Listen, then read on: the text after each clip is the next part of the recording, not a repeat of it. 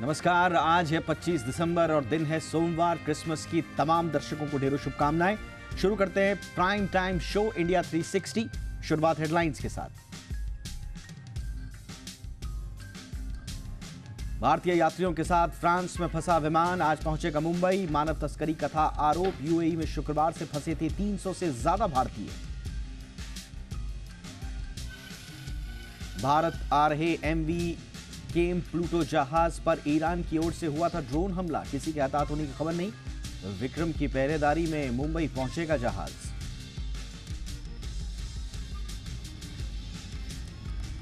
नौकरी पेशा लोगों के लिए एआई बना विलन। पेटीएम ने 1000 कर्मचारियों को दिखाया बाहर का रास्ता। गूगल ने भी दिए छटनी के संकेत। आज की कवर स्टोरी में करेंगे 360 डिग्री विश्लेषण। जानेंगे क्या वाकई में एआई ने नौकरी खाई। मध्य प्रदेश की मोहन सरकार का पहला मंत्रिमंडल विस्तार। 18 कैबिनेट मंत्रियों ने ली शपथ। विजय वर्गीय, प्रहलाद पटेल बने मंत्री।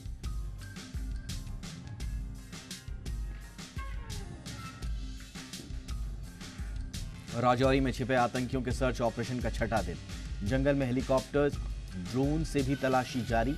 आज राजौरी पहुंचे आर्मी चीफ। कल आएंगे रक्षा मंत्री।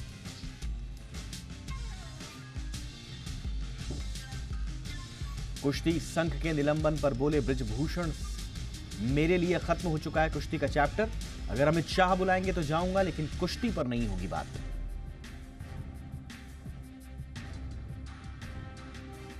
टीएमसी सांसद कल्याण बनर्जी ने फिर उतारी उपराष्ट्रपति जगदीप धनखड़ की नकल। बीजेपी का पलटवार। धर्मेंद्र प्रधान बोले, चरम पर है घमंडिया गठबंधन का अहंकार।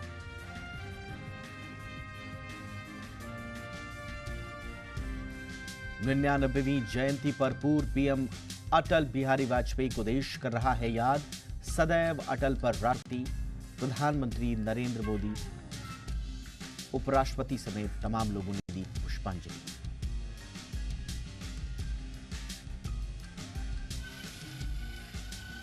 और आइए शुरू करते हैं शो। लेकिन आज शो पर क्या रहेगा खास, ये आपको बता देते हैं। न्यूज इन फोकस कौन सी रहेगी। सबसे पहले बात होगी हमारी कवर स्टोरी की, जिसमें आज हम बात कर रहे हैं एआई की। पेटीएम ने छटनी का जो ऐलान किया है, क्या वाकई में गूगल भी इसी तरह के संकेत दे रहा है। तो एआई में एक बार फिर से छटनी के बाद जो खलबली मची है, सवाल यही है कि क्या वाकई में एआई नौकरी खा रहा है या फिर कहानी के दूसरे पहलू भी हैं। विस्तार से करेंगे बात। इसके अलावा फ्रांस फंसा हुआ भारतीय विमान जो जहाज है वो मुंबई रवाना हो चुका है। इसकी भी पूरी कहानी बताएंगे आपको। बैकग्राउंड क्या है, ये कैसे फंसा, इसमें कौन लोग थे और क्या आरोप लगे थे। साथ ही साथ एमवी केम प्लूटो पर ड्रोन अटैक की जो खबर थी, अब उसको आज ईरान ने झुटलाया है, खारिज किया है। अमेरिका ने यह दावा किया था कि ईरान की ओर से हमला हुआ है। इस पर भी क्या कुछ डेवलपमेंट्स हैं आपको आगे बताएंगे। साथ ही साथ जम्मू कश्मीर में चल रहे एनकाउंटर का छठा दिन है आज किस तरह की कामयाबी सुरक्षा बलों को हाथ लगी है, और अब आतंकियों के संपूर्ण सफाई के लिए क्या कुछ प्लान बना रही है भारतीय सेना, ये भी होगी आगे बात।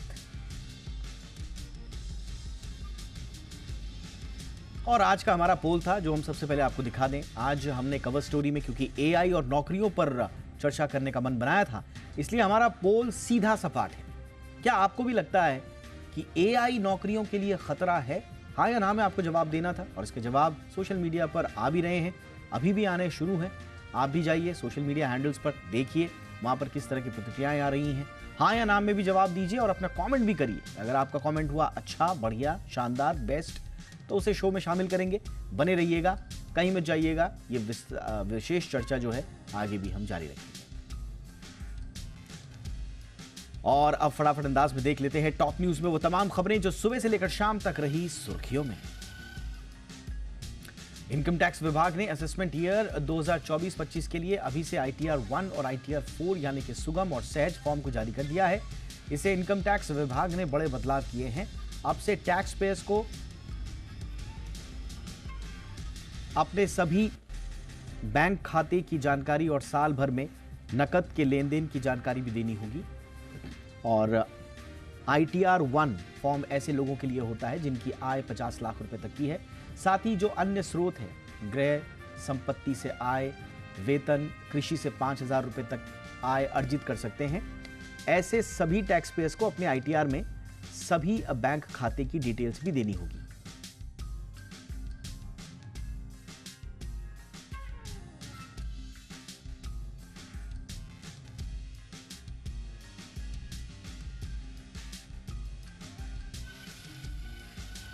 मध्य प्रदेश में मोहन यादव सरकार का आज पहला मंत्रिमंडल विस्तार हो गया। राज्यपाल मंगूभाई पटेल ने 28 विधायकों को मंत्री पद की शपथ दिलाई।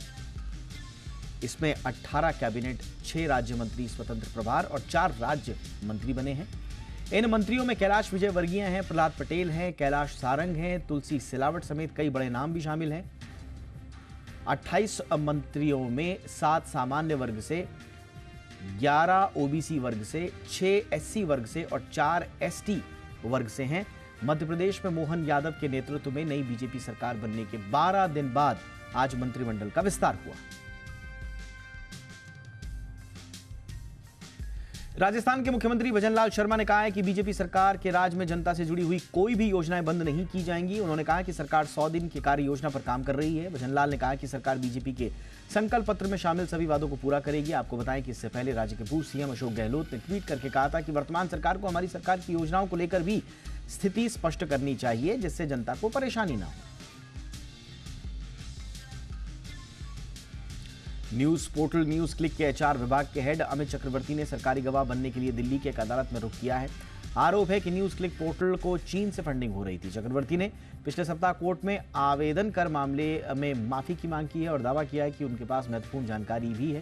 उन्होंने कहा कि इसका वो दिल्ली पुलिस के सामने खुलासा करना चाहते हैं, जो मामले की जांच कर रही है। दिल्ली पुलिस की स्पेशल सेल ने 3 अक्टूबर को चक्रवर्ती और न्यूज पोर्टल के संस्थापक और प्रधान संपादक प्रबीर पुरकायस्थ को गिरफ्तार किया था। दिल्ली समेत 6 राज्यों में एयरपोर्ट पर आज सुबह 6 बजे कोहरे के कारण 0 विजिबिलिटी दर्ज हुई। इसकी वजह से कई फ्लाइट्स प्रभावित हुई हैं। दिल्ली के इंदिरा गांधी इंटरनेशनल एयरपोर्ट ने पैसेंजर्स को सलाह दी है कि वो अपनी फ्लाइट्स की उड़ान कंफर्म करने के बाद ही एयरपोर्ट जाएं। दिल्ली के अलावा उत्तर प्रदेश, पंजाब, हरियाणा, राजस्थान में घने कोहरे की चपेट में हैं। आईएमडी ने बताया कि नए साल में ठंड और बढ़ सकती है। 28 दिसंबर तक दिल्ली, हरियाणा, पंजाब और चंडीगढ़ में कोहरा बढ़ेगा। पंजाब और हरियाणा में कोल्ड वेव का अलर्ट भी जारी किया गया है।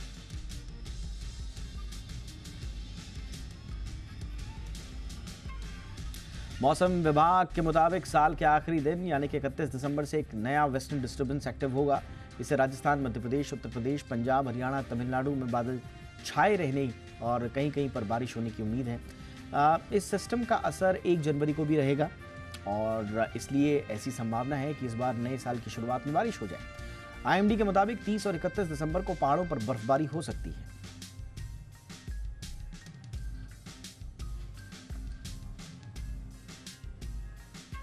कोरोना संक्रमित मरीजों की संख्या देश में लगातार बढ़ रही है। 24 घंटे में देश भर में एक्टिव कोरोना संक्रमितों की संख्या 4054 दर्ज की गई है। एक दिन पहले एक्टिव मामले 3742 रिपोर्ट किए गए थे। स्वास्थ्य मंत्रालय ने बताया कि बीते 24 घंटे में केवल 1 मरीज की मौत हुई है। महाराष्ट्र के ठाणे में कोविड-19 के नए सब वेरिएंट JN1 के 5 मामले दर्ज किए हैं। स्वास्थ्य मंत्रालय के मुताबिक सबसे ज्यादा एक्टिव मामले केरल में पाए गए हैं। यहां बीते 24 घंटे में 128 एक्टिव केसेस रिपोर्ट किए गए हैं।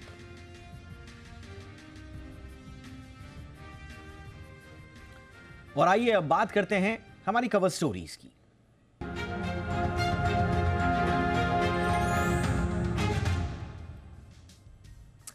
एआई यानी कि आर्टिफिशियल इंटेलिजेंस के आने से लोगों का काम जितना आसान हुआ है, तेज हो रहा है लगातार, उतना ही नौकरी पेशा लोगों की टेंशन भी बढ़ रही है। आए दिन छटनियों की खबर आती है और जब इन छटनियों के पीछे एआई की वजह बताई जाती है तो फिर चिंताएं स्वाभाविक हैं। अब दिग्गज फिनटेक कंपनी पेटीएम को ही ले लीजिए, जहां 1000 लोगों को बाहर का रास्ता दिखाए जाने की खबर है। अब जानकारी यह भी आ रही है कि यह छटनी आर्टिफिशियल इंटेलिजेंस की वजह से हुई।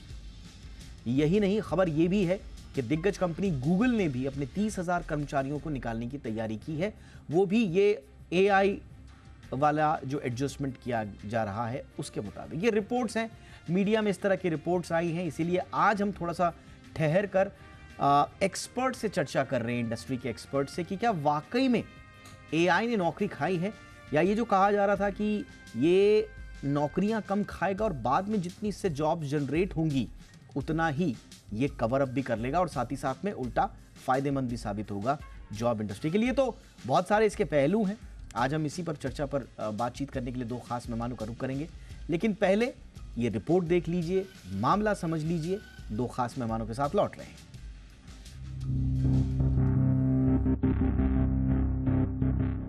एआई यानी आर्टिफिशियल इंटेलिजेंस को लेकर दुनिया भर में अभी भी स्थिति साफ नहीं है।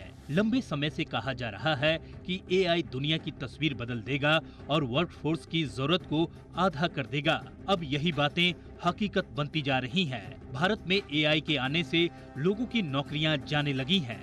हाल ही में पेटीएम ने अपने 1000 एम्प्लॉय को बाहर का रास्ता दिखाना शुरू कर दिया है। कर्मचारियों को निकालने की प्रक्रिया जारी है। कंपनी ये नई छटनी कई यूनिट्स को मिलाकर कर रही है। जानकारी के मुताबिक पिछले कुछ महीने से ये छटनी की प्रक्रिया हो रही है। नई छटनी आर्टिफिशियल इंटेलिजेंस की वजह से हुई है। पेटीएम की इस छटनी के बाद करीब 10% लोग घट जाएंगे। पेटीएम के मुताबिक 10 से 15% स्टाफ खर्च में कटौती की जाएगी। कंपनी ने कितने कर्मचारियों को बाहर किया है, इस पर कोई आधिकारिक बयान जारी नहीं किया है। हालांकि पेटीएम ने आर्टिफिशियल इंटेलिजेंस पर जोर देने की बात कही है। कंपनी ने बताया कि ज्यादातर उन नौकरियों पर असर पड़ा है जिसे एआई ऑटोमेशन के जरिए किया जा सकता है। इधर दुनिया की दिग्गज कंपनी गूगल ने भी बड़ी छटनी की तैयारी कर ली है। साल भर पहले गूगल ने 12,000 कर्मचारियों को नौकरी से निकाला था। ये कंपनी के इतिहास की सबसे बड़ी छटनी थी। जल्द ही ये रिकॉर्ड टूट सकता है, वो भी दोगुने से ज्यादा के अंतर के साथ। एक नई रिपोर्ट के मुताबिक गूगल बड़े ले ऑफ की तैयारी कर रही है। इसमें 30,000 कर्मचारियों की नौकरी पर खतरा है। गूगल 30,000 कर्मचारियों वाली एड सेल्स यूनिट को रीऑर्गेनाइज कर सकती है। कंपनी के हालिया नए एआई इनोवेशन के चलते ये हो रहा है। एआई के जरिए नौकरी खोने का सबसे ज्यादा खतरा कस्टमर सर्विस, फूड सर्विस और ऑफिस सपोर्ट स्टाफ पर है। कुछ महीने पहले आई मैकेंजी ग्लोबल की रिपोर्ट के मुताबिक 2030 तक 1 करोड़ से ज्यादा कर्मचारियों को अपनी लाइन बदलनी पड़ सकती है। रिपोर्ट के मुताबिक इसका असर ज्यादातर उन लोगों पर पड़ेगा जिनकी सैलरी कम है। रिपोर्ट में ये भी कहा गया है कि आने वाले समय में सिर्फ वो लोग सरवाइव कर पाएंगे जो खुद को तकनीक के हिसाब से ढाल पाने में कामयाब होंगे। जॉब मार्केट में एआई के साथ बने रहने के लिए इंसानों को खुद को अप स्किल करते रहना होगा। अगर एम्प्लॉय खुद को अपडेट नहीं करेंगे तो उन पर नौकरी जाने का सबसे ज्यादा खतरा बना रहेगा। ब्यूरो रिपोर्ट, जी मीडिया। बहुत ही खास मेहमानों का पैनल भी इस पर हमारे साथ जुड़ा, लेकिन उससे पहले आपको बता दें कि पेटीएम की ओर से जो बात कही गई है और ख़ास तौर से विजय शेखर शर्मा जो कि सीईओ और फाउंडर हैं पेटीएम के, उनकी तरफ से जो ट्वीट आया है उसमें कुछ टू डू लिस्ट भी शेयर की गई है 2024 के लिए। तो पेटीएम से कर्मचारियों की छटनी के बाद कंपनी के सीईओ विजय शेखर शर्मा ने सोशल मीडिया प्लेटफॉर्म एक्स पर कंपनी के बारे में कई अपडेट्स दिए हैं 2024 के बारे में। वो कह रहे हैं कि नए साल के लिए हमने बहुत सारे चेंजेस किए हैं। पेटीएम पहले ही कस्टमर के ऑपरेशन में एआई के इस्तेमाल को बढ़ावा दे रही है। मौजूदा स्थिति में एआई का इस्तेमाल करके कंपनी यूजर्स के अनुभवों पर भी काम कर रही है। और उन्होंने कहा कि कंपनी ने पहले ही एटीएम ऐप की जो होम स्क्रीन है उसमें बदलाव किया है और ये सजेशंस के बाद ही किया है। इसके अलावा पेटीएम पेमेंट्स बैंक और जो दूसरे ग्रुप एंटिटी की ऑफरिंग जो है वो अलग अलग कर दी है। इससे क्या है कि ज़्यादा क्लीनर लुक जो है ऐप को मिला है। तो ये उन्होंने कहा है और साथ ही साथ अपना 2024 का टू डू लिस्ट भी शेयर किया है। इस खबर के बीच में हम जो उनका एक्स पर जो पोस्ट है उनका जो पक्ष है हम वो भी रखना चाह रहे थे। चलिए अब बढ़ते हैं आगे और रुक करते हैं वापस आज के मूल मुद्दे का। सुनील गोयल साहब इस वक्त हमारे साथ जुड़ चुके हैं, एमडी हैं ग्लोबल हंट के। गोयल सर बहुत बहुत स्वागत है आपका हमारे शो पर। और हमारे साथ हैं देव त्रिपाठी जी जो कि फाउंडर एंड सीईओ हैं शिफ्ट कंसल्टिंग ग्रुप के। देव आपका भी बहुत बहुत स्वागत है। गोयल साहब चर्चा की शुरुआत आपसे ही करना चाह रहे हैं। अब देखिए ये सिर्फ पेटीएम की बात नहीं है, पूरी दुनिया में इस तरह की छटनियों की खबर आती है बीच में और फिर बाद में जब एनालिसिस होता है तो पता चलता है साहब ये रीशफल हो रहा है, एडजस्टमेंट्स हो रहे हैं। जो लोग इतने सारे लोग कर सकते हैं वो काम मिनटों में चंद लम्हों में एआई कर देगा, तो फिर हमें लोग चाहिए ही क्यों हम अननेसेसरी बर्डन रखें कंपनी पर। तो क्या वाकई में जो मूल सवाल है आज का हमारा, ये एआई क्या वाकई में नौकरी खा रहा है सर? देखिए, मुझे लगता है कि एआई जो है ये कोई बेहतर तरीका है काम करने का। और मुझे लगता है अगर आप 20 साल या 25 साल पहले चले जाएं तो जब वो कंप्यूटर इंट्रोडक्शन हो रहा था तो उस समय भी शायद ऐसी एंग्जाइटी थी लोगों के अंदर में कि क्या बहुत सारी जॉब्स चली जाएंगी। बट एआई आज के डेट में वैसी एक्टिविटीज को आसानी से कर देता है जो रिपीटेटिव इन द नेचर्स होते हैं या बहुत बेसिक्स होते हैं। यानी जहाँ पे एक्चुअली अगर देखा जाए तो आज के वर्ल्ड में, आज के मॉडर्न वर्ल्ड में शायद आपको उसके ऊपर ह्यूमन को लगा के बार बार उसी काम को करवाने की जरूरत नहीं है। हर जगह ऑटोमेशन की बात होती है, हर जगह ये बात होती है कि किसी भी रिपीटेटिव चीज को अगर मशीन को ट्रेन कर दिया जाए तो मशीन खुद ब खुद वो काम रिपीटेटिव 24 घंटे बिना थके हुए कर सकती है। तो अगर आप देखें तो आज के डेट में एआई से नौकरी जा रही है, मैं इस चीज को नहीं बिलीव करता हूँ। हाँ, लोग अगर अपने आप को अपग्रेड नहीं कर रहे हैं उसकी वजह से शायद नौकरी चले जाए तो वो पॉसिबिलिटी है आज के डेट में।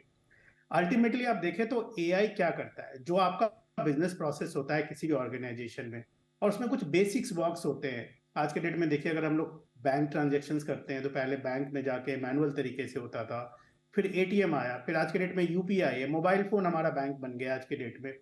तो टेक्नोलॉजी ओवरऑल ट्रांजेक्शंस को ईज करता है। इसका ये मतलब नहीं है कि जो basic processes of the business हैं या जो बैकएंड की रिक्वायरमेंट है वो चेंज हो गई है, वो नहीं हुई है।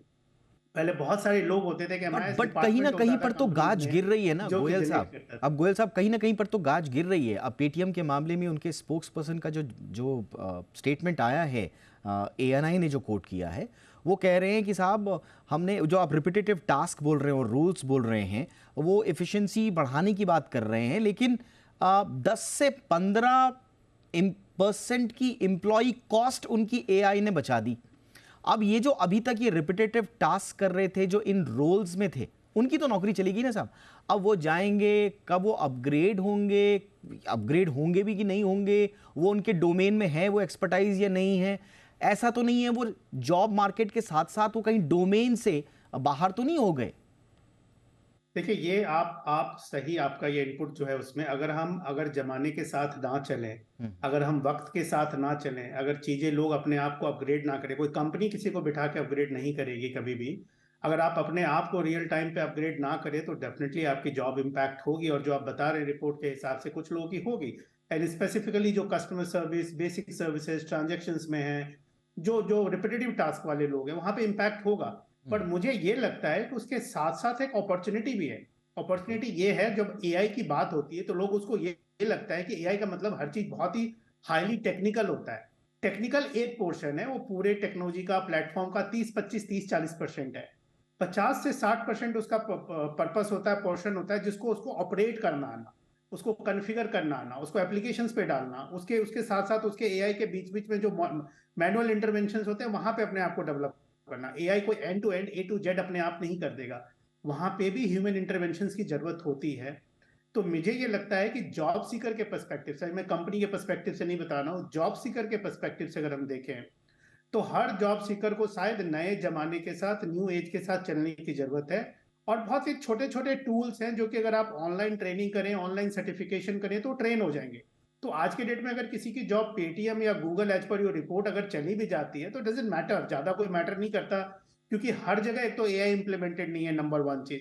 नंबर टू में, जब तक आपको दूसरी जॉब आप पकड़ते हैं या कहीं जाते हैं और उस ड्यूरेशन में अगर आप अपने आप को अपग्रेड कर लेते हैं एनालिटिक्स पे, टूल्स पे, थोड़ा बहुत डेटा के सिनेरियोज पे, डेटा साइंस है, डेटा एनालिटिक्स है, कुछ कुछ एरियाज पे, तो जॉब मिलना उतनी डिफिकल्ट नहीं है। आपको बिजनेस की अंडरस्टैंडिंग होनी चाहिए कि बिजनेस कैसे काम करता है, उसके इंफॉर्मेशन को कैसे क्रंच किया जाता है वो पता होना चाहिए, उसके बीच में क्या क्या टेक्नोलॉजी यूज होती है वो पता होनी चाहिए। तो मुझे ये लगता है कि अगर आप बेसिक 3 4 5 चीजों को अगर आप अपने आप को कंसोलिडेट कर ले as a job seeker, alright, उसका ऑनलाइन कोर्स कर ले, सर्टिफिकेट्स कर ले, मैं कुछ आऊंगा कहीं ट्रेनिंग एग्जैक्टली होती इसी है पर हफ्ते कि 2 हफ्ते के ले एक्चुअली ले। ये कहा तो जाता है कि अपने आप को आप रीस्किल करें, अपस्किल करें, लेकिन देव अब मैं आपके पास आना चाहूंगा। आपका एक्सपीरियंस क्या है?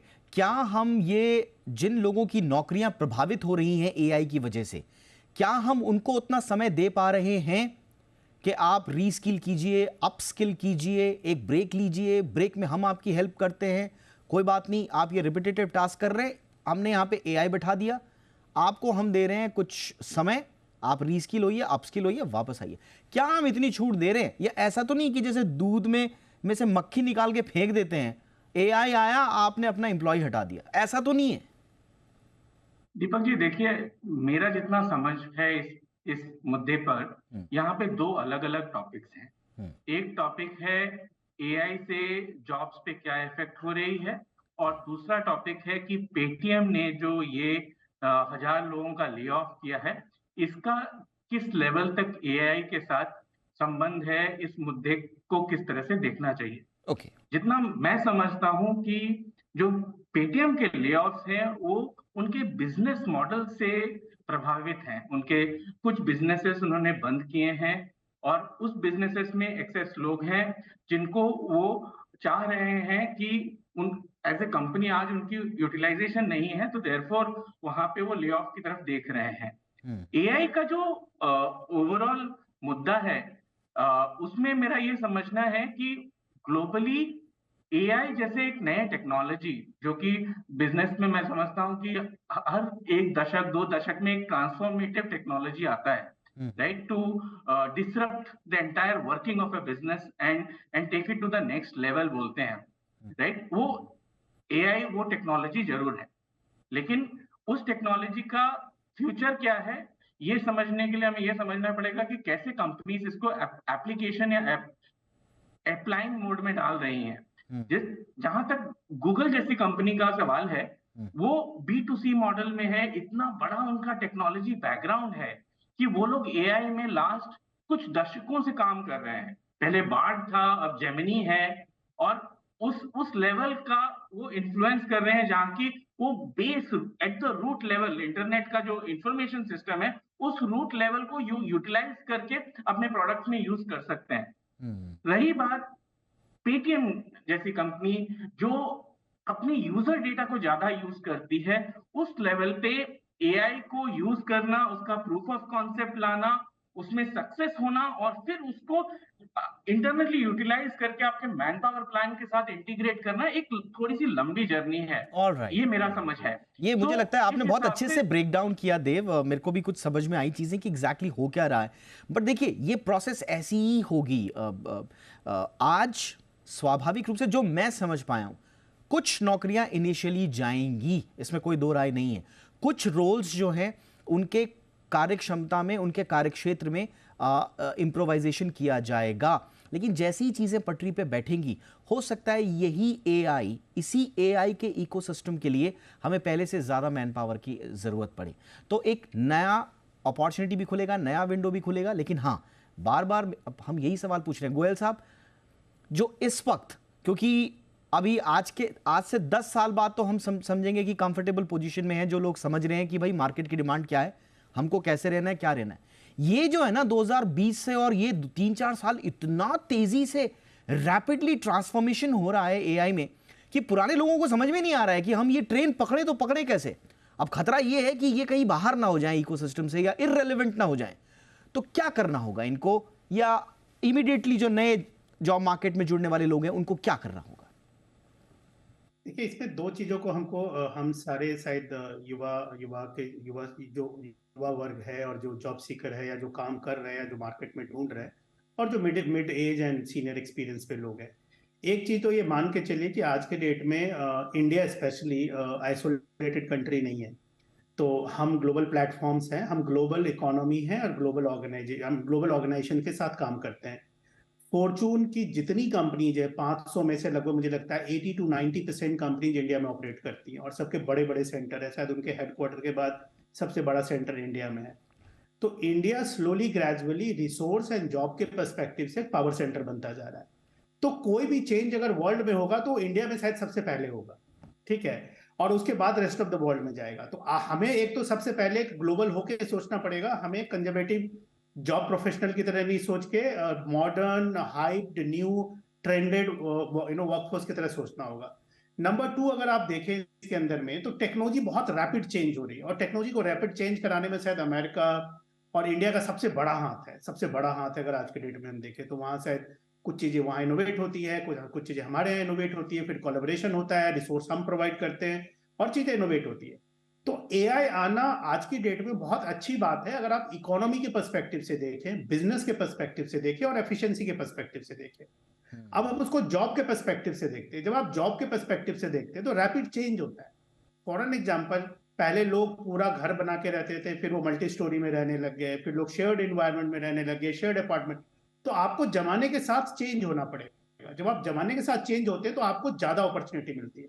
तो सबसे पहले ये मानिए कि आपको रेगुलर अपग्रेड करना है अपने आप को, स्किल्स पे, अवेयरनेस पे, अपने बिजनेस की अवेयरनेस आपको होनी चाहिए, इंडस्ट्री की अवेयरनेस होनी चाहिए, कौन सी कंपनी जो ऑपरेट कर रही है उसकी अवेयरनेस होनी चाहिए, लिस्ट ऑफ द ऑर्गेनाइजेशंस होनी चाहिए, बड़े स्किल्स कौन से आ रहे हैं मार्केट में वो पता होना चाहिए आपको। ठीक। जब ये 5 6 7 चीजें आप अपने आप को एज ए इंफॉर्मेशन, जैसे कि आप पॉलिटिक्स का इंफॉर्मेशन रखते हैं, सोसाइटी का इंफॉर्मेशन रखते हैं, सोशल मीडिया का रखते हैं, आपको एक जॉब मार्केट का भी अपना इंफॉर्मेशन बुलेटिन बनाना पड़ेगा। एब्सोल्युटली गोयल साहब, मैं अगर एग्री करता जब हूं आप आपसे, वो लेकिन करते हैं- मैं आपसे एक सवाल, मैं अभी ब्रेक ले रहा हूं, मैं देव से भी और आपसे भी एक सवाल पूछूंगा।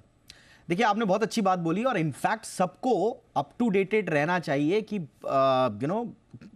क्या हो रहा है जॉब मार्केट में, क्या हो रहा है, किस तरह की स्किल सेट चाहिए, आज जो स्किल्स हैं वो रेलेवेंट रहेंगी या नहीं रहेंगी, ये सब ठीक है। लेकिन जैसा मैंने बताया, इतनी जल्दी इतना कुछ चेंज हो रहा है। पहले आदमी, बच्चा 10वीं 11वीं में तय करता था कि उसे कौन सा कोर्स करना है और वो कम से कम 20 25 30 साल तक रेलेवेंट रहता था। किसी प्रकार की इंजीनियरिंग है, कोई खास सेक्टर है।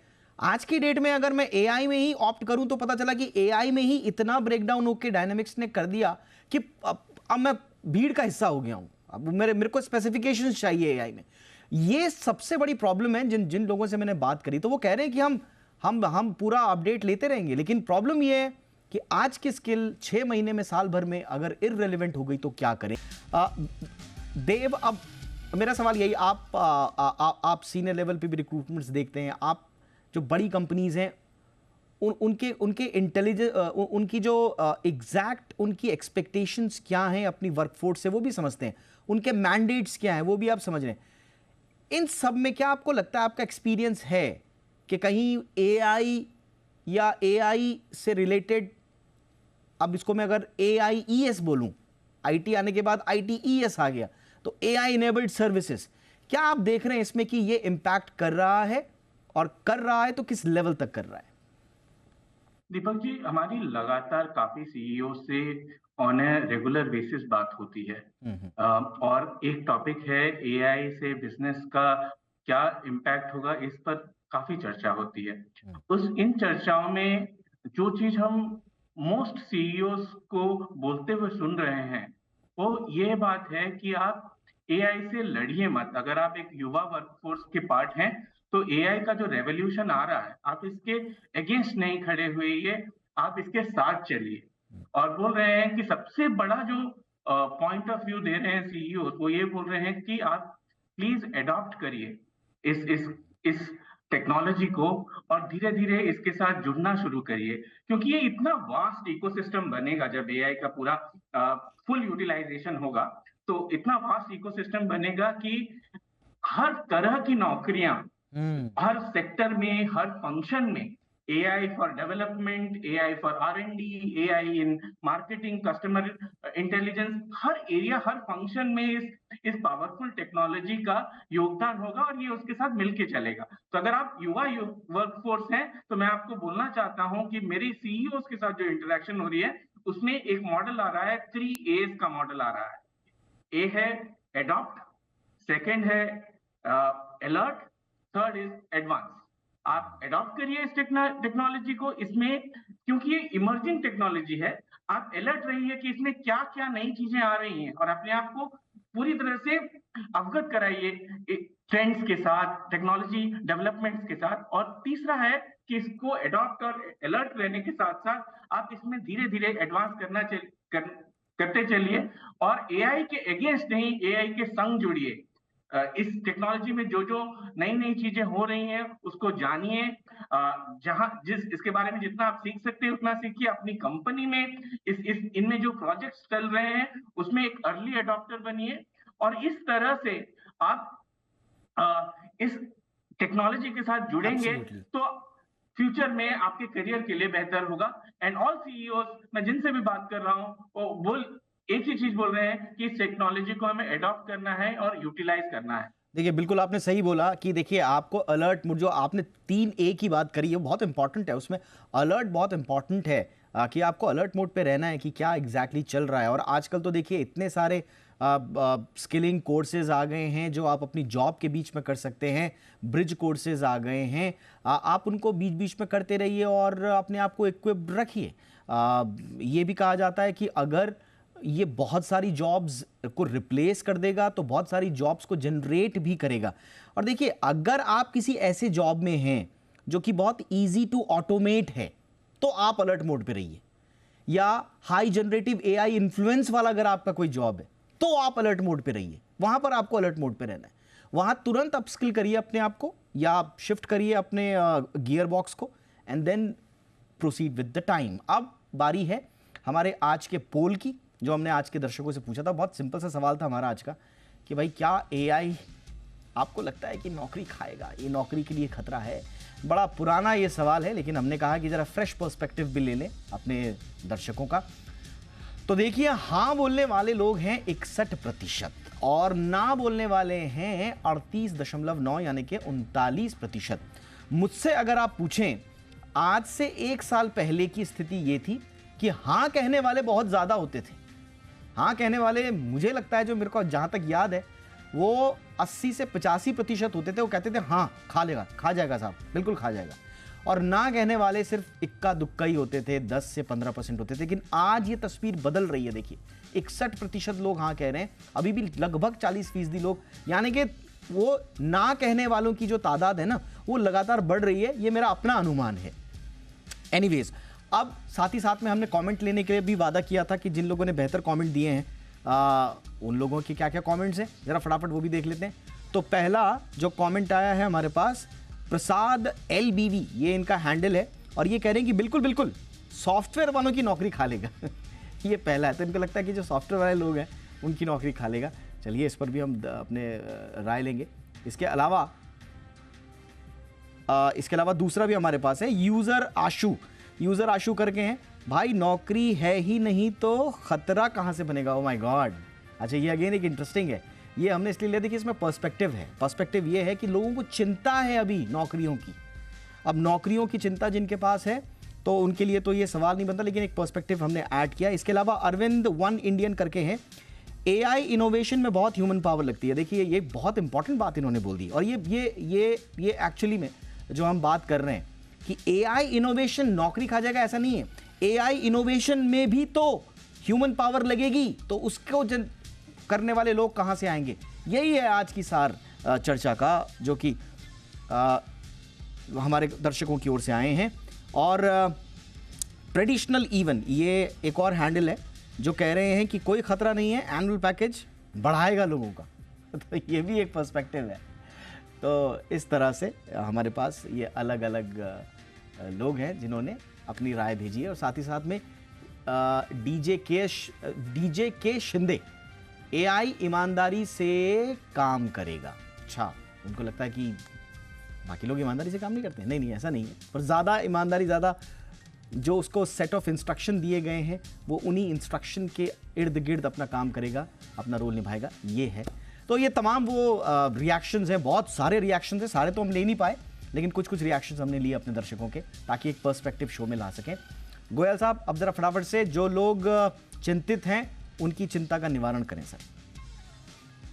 देखिए मुझे तो लगता है कि चिंता करने की कोई जरूरत नहीं है। जब टेलीकॉम का वो हुआ था, काफी रेवोल्यूशन आया था इंडिया में, तो जितने पेजिंग कंपनी में काम करने वाले लोग थे उनको नौकरी मिली टेलीकॉम कंपनीज में। पहले 2G में मिली, फिर 3G वाले एनवायरनमेंट में मिली।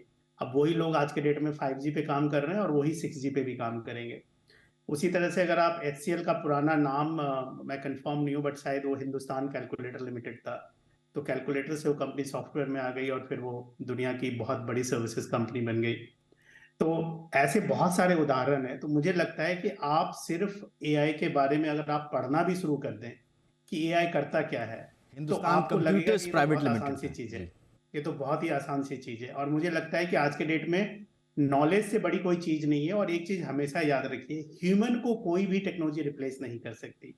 ह्यूमन हमेशा above and all of any technology है। बट हाँ, ह्यूमन फास्ट अडॉप्ट भी करता है, बट आपको अडॉप्ट करने की विलिंगनेस होनी चाहिए। और आज के डेट में बहुत कंटेंट अवेलेबल है, बहुत ट्रेनिंग कोर्सेस अवेलेबल है, फ्री के कोर्सेस अवेलेबल है, कुछ ऑनलाइन कोर्सेस हैं, कोर्सेरा है, यूडेमी है, खान अकेडमी है, कुछ ऐसे बहुत सारे ऑनलाइन कोर्सेस हैं, आप वहाँ पे जाके कर सकते हैं। यूट्यूब पे आपको बहुत सारा फ्री कंटेंट मिल जाएगा।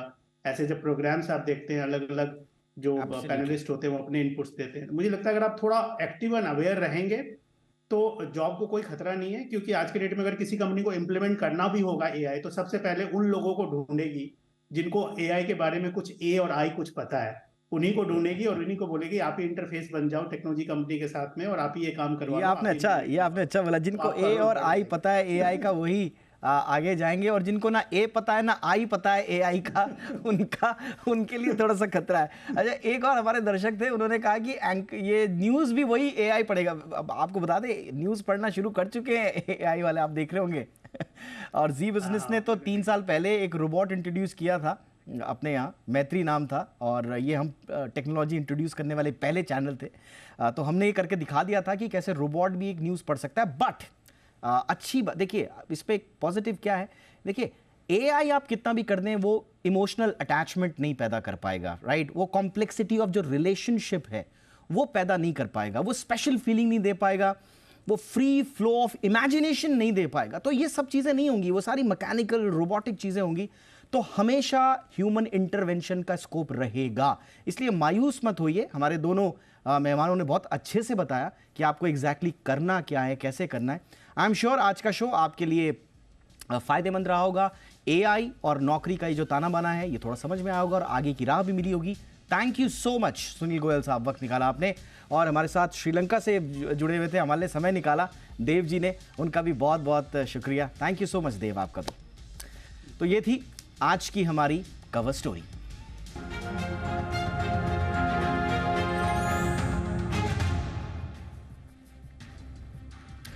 आइए अब आगे बढ़ते हैं। यूएई से 300 से ज्यादा भारतीयों को भारत के लिए रवाना कर दिया गया है। मानव तस्करी का शक था, इन सभी यात्रियों को फ्रांस में उतारा गया और फिर उनसे पूछताछ की गई। अब खबर यह भी आ रही है कि विमान में सवार ज्यादातर भारतीय हैं, और यही नहीं, इस विमान में 11 नाबालिग भी थे जिनके साथ कोई मौजूद भी नहीं था। तो देखिए ये पूरा मामला क्या है इस रिपोर्ट। संयुक्त अरब अमीरात से 303 भारतीय यात्रियों को लेकर जा रहे विमान को शुक्रवार को फ्रांस में उतार दिया गया था। ये विमान निकारागुआ जा रहा था। खबरों के मुताबिक इस विमान का इस्तेमाल मानव तस्करी के लिए किया जा रहा था, जिस वजह से इसे रोका गया। फ्रांस में भारत के दूतावास ने इस मामले की पुष्टि करते हुए कहा कि फ्रांस के अधिकारियों ने उन्हें इसकी जानकारी दी है। अब खबर है कि मानव तस्करी के संदेह में फ्रांसीसी अधिकारियों द्वारा हिरासत में लिए जाने के 3 दिन बाद 300 से अधिक यात्रियों को लेकर एक विमान फ्रांस से मुंबई रवाना हो चुका है।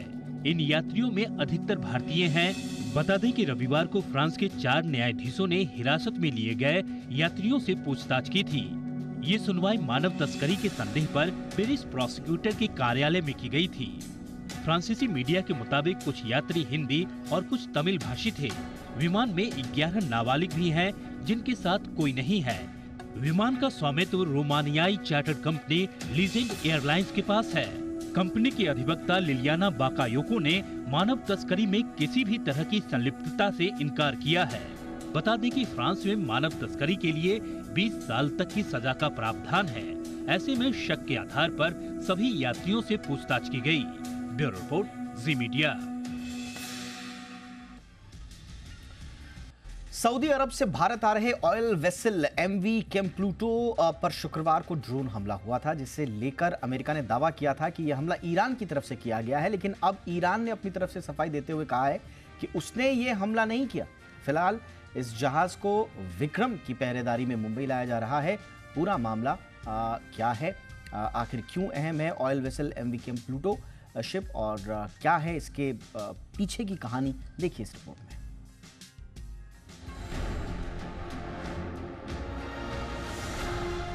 सऊदी अरब से भारत आ रहे ऑयल वेसल MV केम प्लूटो पर शुक्रवार को ड्रोन से हमला हुआ था।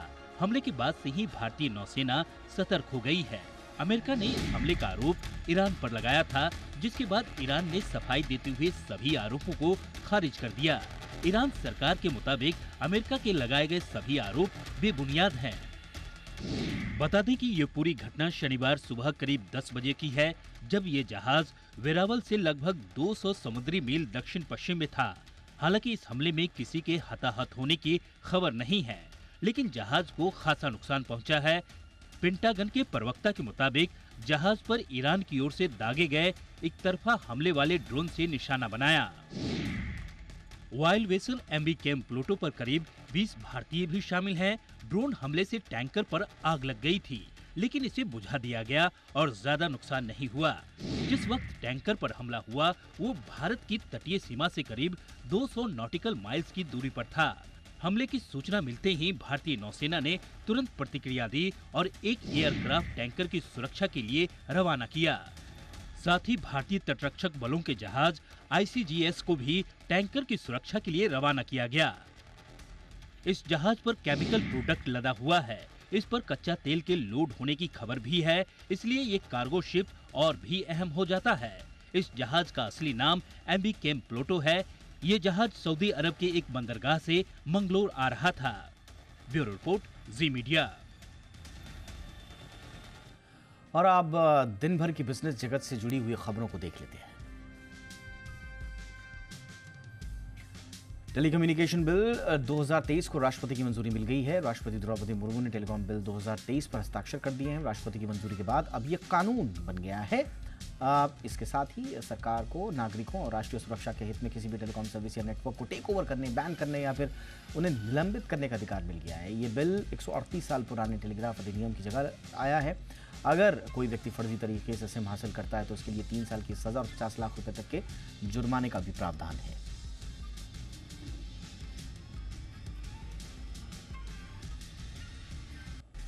संसद के शीतकालीन सत्र में हाल ही में पारित हुए 3 संशोधित आपराधिक कानून विधेयकों को भी आज राष्ट्रपति द्रौपदी मुर्मू की मंजूरी मिल गई है। इसमें भारतीय न्याय संहिता, भारतीय नागरिक सुरक्षा संहिता, भारतीय साक्ष्य बिल के अलावा अब कानून बनने का रास्ता अब साफ हो गया है। कानूनी इनफैक्ट बन चुके हैं। अब IPC यानी कि इंडियन पीनल कोड को भारतीय न्याय संहिता से, CRPC को भारतीय नागरिक सुरक्षा संहिता से और भारतीय साक्ष्य अधिनियम को भारतीय साक्ष्य संहिता से बदल दिया गया है। रुपया अब ग्लोबल स्तर पर एक कदम और आगे बढ़ गया है। पहली बार UAE से कच्चा तेल डॉलर या फिर अन्य किसी विदेशी मुद्रा की बजाय रुपए में पेमेंट कर खरीदा गया है। न्यूज एजेंसी PTI की रिपोर्ट के मुताबिक इंडियन ऑयल ने Abu Dhabi national oil company से 10 लाख बैरल कच्चा तेल खरीदा है, जिसका पेमेंट भारतीय रुपए में हुआ है। भारत ने जुलाई में UAE के साथ रुपए में भुगतान के लिए एक समझौते पर हस्ताक्षर किया था। अधिकारियों का कहना है कि सिर्फ UAE नहीं बल्कि तेल सप्लाई करने वाले बाकी देशों के साथ भी इसी प्रकार रुपए में पेमेंट करने को लेकर बातचीत हो रही है। अदानी ग्रीन ने 1799 मेगावाट सौर ऊर्जा की सप्लाई के लिए solar energy corporation of India के साथ करार किया है। अदानी ग्रीन ने बताया कि इस PPA यानी कि पावर परचेजिंग एग्रीमेंट पर हस्ताक्षर के साथ ही कंपनी ने पूरे 8000 मेगावाट के सोलर टेंडर के लिए समझौता पूरा कर लिया है। कंपनी को जून 2020 में SECI से यह टेंडर मिला था और अदानी ग्रीन एनर्जी अपनी associate company Mundra solar energy के जरिए सालाना 2 गीगावाट वाला सोलर PV सेल और मॉडल मैन्युफैक्चरिंग प्लांट स्थापित कर चुकी है। रिलायंस इंडस्ट्रीज ने अमेरिकी मीडिया कंपनी वॉल्ट डिज्नी के भारतीय कारोबार को खरीदने के लिए एक non binding term sheet sign की है। मीडिया रिपोर्ट्स के मुताबिक RIL इस डील के जरिए डिज्नी की मिनिमम 51% हिस्सेदारी खरीदेगी। मीडिया रिपोर्ट्स के मुताबिक डील के अगले साल यानी कि 2024 के फरवरी तक पूरा होने की उम्मीद है। इस डील के बाद रिलायंस को डिज्नी स्टार बिजनेस में कंट्रोलिंग स्टेक्स मिल जाएंगे। इसकी एस्टिमेटेड वैल्यूएशन $10 बिलियन यानी कि 83,000 करोड़ रुपीस से ज्यादा है। ईडी ने चाइनीज मोबाइल मैन्युफैक्चरर वीवो से जुड़े मनी लॉन्ड्रिंग केस में 3 और लोगों को गिरफ्तार किया है। तीनों को PMLA के तहत अरेस्ट किया गया है। मामले में अब गिरफ्तारियों की कुल संख्या 7 हो गई है। इन हाई प्रोफाइल गिरफ्तारियों में वीवो इंडिया के अंतरिम CEO होंगे जुकवान, CEO जो हैं होंग जुकवान, वीवो के CFO हरिंदर दहिया और सलाहकार हेमंत मुंजाल इसमें शामिल हैं। न्यूज एजेंसी PTI ने सूत्रों के हवाले से बताया कि तीनों आरोपियों को कोर्ट ने ईडी की हिरासत में भेज दिया है। वीवो के प्रवक्ता ने कहा कि वो अधिकारियों की मौजूदा कार्रवाई से बेहद चिंतित है।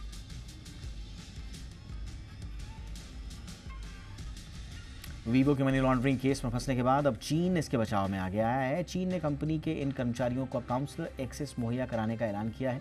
इसके साथ ही चीन ने भारत से कहा है कि वो उसके देश की कंपनियों के साथ भेदभाव न करे। चीन के विदेश मंत्रालय के प्रवक्ता माओ निंग ने आज इस मुद्दे पर चीन सरकार की ओर से स्थिति स्पष्ट की। माओ निंग ने कहा कि वो इस मामले पर नजर रख रहे हैं और साथ ही साथ चीन सरकार कर्मचारियों के लिए कानूनी अधिकारों और हितों की रक्षा करने के लिए तैयार है।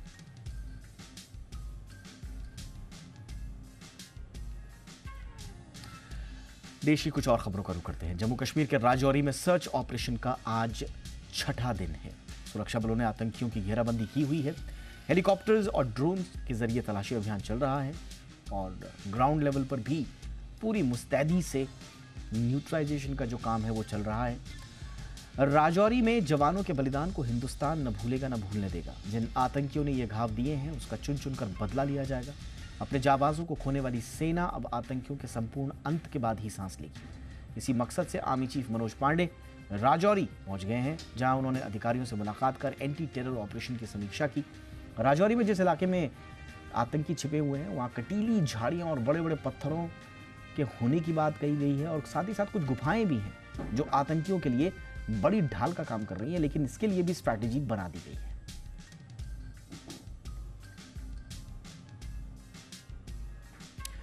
जम्मू कश्मीर के राजौरी में शहीद हुए जवानों का पार्थिव शरीर उनके पैतृक गांव पहुंचाया गया। पार्थिव शरीर पहुंचने पर लोगों का हुजूम उमड़ गया। सभी की आंखें नम थी। राजौरी में उत्तराखंड के भी 2 बहादुर जवान शहीद हुए, जिनका पार्थिव शरीर आज उत्तराखंड पहुंचा। सीएम पुष्कर सिंह धामी ने शहीद हुए वीर जवानों को श्रद्धांजलि दी। वहीं कानपुर में शहीद करण यादव को आखिरी विदाई दी गई।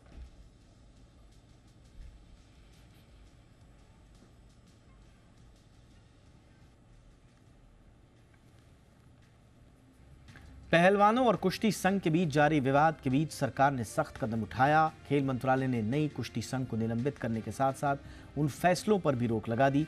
इसके अलावा इंडियन ओलंपिक कमेटी को WFI का कामकाज देखने के लिए नई एडहॉक कमेटी बनाने को भी कहा गया है।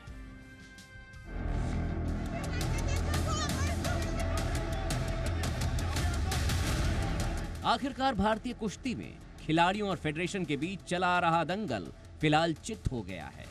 बीते 11 महीनों से पहलवानों और कुश्ती संघ के बीच खींचतान चल रही थी। आरोपों प्रत्यारोपों से खेल जगत को किसी तरह को नुकसान न हो, लिहाजा सरकार एक्शन मोड में आ गई। विवाद बढ़ता देख केंद्र सरकार ने रेसलिंग फेडरेशन ऑफ इंडिया यानी WFI पर बड़ा एक्शन लिया। यानी नए आदेश तक नया कुश्ती संघ सस्पेंड हो चुका है और संजय सिंह भी कुश्ती संघ के अध्यक्ष नहीं रहेंगे। माना जा रहा है कि इस फैसले के दूरगामी परिणाम होंगे। इस बीच सरकार के सख्त एक्शन के बाद मीडिया के सामने आकर कुश्ती संघ के पूर्व अध्यक्ष ने कुश्ती से संन्यास का ऐलान कर दिया। यही नहीं, चुने गए नए अध्यक्ष संजय सिंह से रिश्तों पर भी अपनी सफाई दी। मैंने कुश्ती से संन्यास ले लिया है, तो अब जो भी कहना होगा, सरकार से बात करनी होगी या कोर्ट में जाना होगा, इससे मेरा कोई लेना देना नहीं है। अब ये नई फेडरेशन करेगी। जबकि सरकार के फैसले पर खिलाड़ियों ने खुशी जाहिर की है। साक्षी मलिक भी मीडिया के सामने आई और उन्होंने भी इस फैसले को सही बताया। हमारी लड़ाई सिर्फ एक आदमी से थी। हमारी लड़ाई जो है महिलाओं के लिए थी, फेडरेशन में जो बेटियां हैं, जो नए रेसलर्स हैं, उनके लिए थी। और बस ये लड़ाई हम लड़ रहे हैं अपने तरीके से, जैसे भी है। महिला पहलवान विनेश फोगाट ने भी साहिर लुधियानवी का एक शेर पोस्ट कर खेल मंत्रालय के फैसले का स्वागत किया। उन्होंने लिखा, बस इस बात का सबर है, ऊपर वाले को सब खबर है। पहलवानों का विरोध यही नहीं रुका। साक्षी मलिक के संन्यास के बाद बजरंग पुनिया ने भी पद्मश्री लौटाने का ऐलान किया। तब खेल मंत्रालय ने उनसे ऐसा न करने की अपील भी की, लेकिन वो नहीं माने और अपना अवार्ड फुटपाथ पर रखकर ही चले गए। जो सम्मान हमें देश ने दिया है, उस सम्मान के साथ मुझे लगता है कि हम बेटियों को वो सम्मान नहीं दिला पाया, तो मुझे लगा कि मैं इस सम्मान का हकदार नहीं हूँ, इसलिए वापस करने आया था। इंडिया 360 में आज बस इतना ही। इजाजत दीजिए और #ZIndia360 याद रखिए। कोई राय है, सुझाव है तो जरूर भेजिए। नमस्कार।